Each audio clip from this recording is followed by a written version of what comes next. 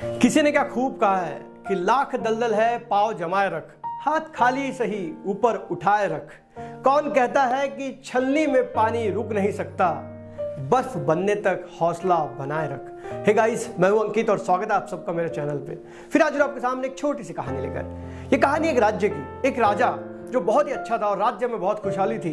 राजा प्रजा का बहुत फेवरेट था क्योंकि राजा प्रजा का हमेशा भला चाहता था और राजा बहुत बलशाली भी था, बहुत बहादुर था।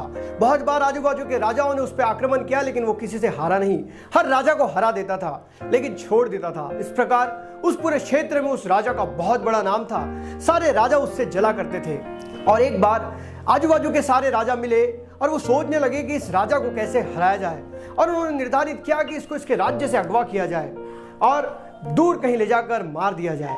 और इसीलिए इन राजाओं ने उस राजा के महल के कुछ सिपाहियों से साठगांठ की। हर जगह एक लंका भेदी जरूर होता है और इस राज्य में भी कुछ भेदी थे जिन्होंने राजा के खाने में बेहोश करने वाला विष मिला दिया और राजा भोजन करके बेहोश हो गया।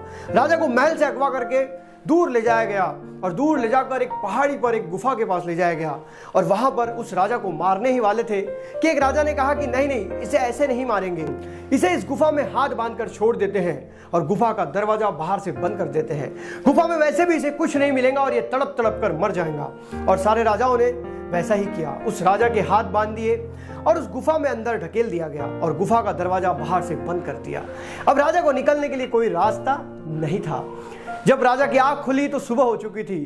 राजा को तो यह भी पता नहीं था कि वो कहां है। अब उसे यह लगने लगा कि सब कुछ खत्म हो गया, उसका राज्य चले गया, उसकी प्रजा चले गई, अब उसके पास कुछ नहीं बचा है। लेकिन जब वो ये सब सोच रहा तब उसे उसके माँ की कही एक बात याद आई कि कुछ तो कर, यूं ही मत मर। और उसने अपने आप को तुरंत खड़ा किया और वो दरवाजे की तरफ बढ़ने लगा। जैसे ही वो गुफा के दरवाजे की तरफ बढ़ने लगा वैसे ही उसे एक सांप ने काट लिया। सांप के काटते ही राजा जमीन पर गिर पड़ा और बेहोशी की हालत में जाने लगा। तब उसे फिर अपने माँ की कही बात याद आई कि कुछ तो कर, यूं ही मत मर। राजा ने अपने कमर से कटार निकाली और जहां पर सांप ने काटा था उस हिस्से को काट कर फेंक दिया। अब उसके पैरों से खून बहने लगा। अब राजा को कुछ समझ नहीं आ रहा था कि क्या करूं। लेकिन फिर उसकी माँ का वो मंत्र उसे याद आया कि कुछ तो कर, यूं ही मत मर। उसने अपने कमर से कपड़ा निकाला और अपने पैरों को जोर के बांध लिया। अब उसके पैरों से खून बहना बंद हो गया था। राजा फिर उठ खड़ा हुआ और वो गुफा के दरवाजे की तरफ बढ़ा। देखा तो दरवाजे पे बहुत बड़ा पत्थर। और फिर जैसे ही उसके मन में हताशा आने लगी तो उसके माँ का दिया हुआ मंत्र उसे याद आ गया कि कुछ तो कर, यूं ही मत मर। राजा ने पूरी ताकत लगा दी उस पत्थर को हटाने के लिए। गुफा पहाड़ पे थी, पत्थर थोड़ा सा हिला और लुढ़क कर नीचे गिर गया और गुफा का दरवाजा खुल गया और राजा वहां से आजाद हो गया। दोस्तों, छोटी सी कहानी, लेकिन एक कहानी हमें बताती है कि जिंदगी में अगर मोटिवेशन चाहिए तो वो सेल्फ मोटिवेशन होना चाहिए। अगर बाहर से आपको कोई मोटिवेट कर भी रहा है तो वो कुछ देर के लिए होता है, लेकिन असली मोटिवेशन तो आपके अंदर होता है।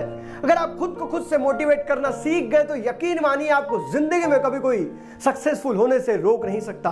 आप कुछ भी कर रहे हैं लाइफ में, आप उस काम को बेहतरीन तरीके से कर जाएंगे अगर आप अपने आप को खुद मोटिवेट कर सके। और इस मंत्र को हमेशा याद रखिए कि कुछ तो कर, यूं ही मत मर। दोस्तों, अगर कहानी अच्छी लगी तो वीडियो को लाइक करें और अपने दोस्तों से भी शेयर करें।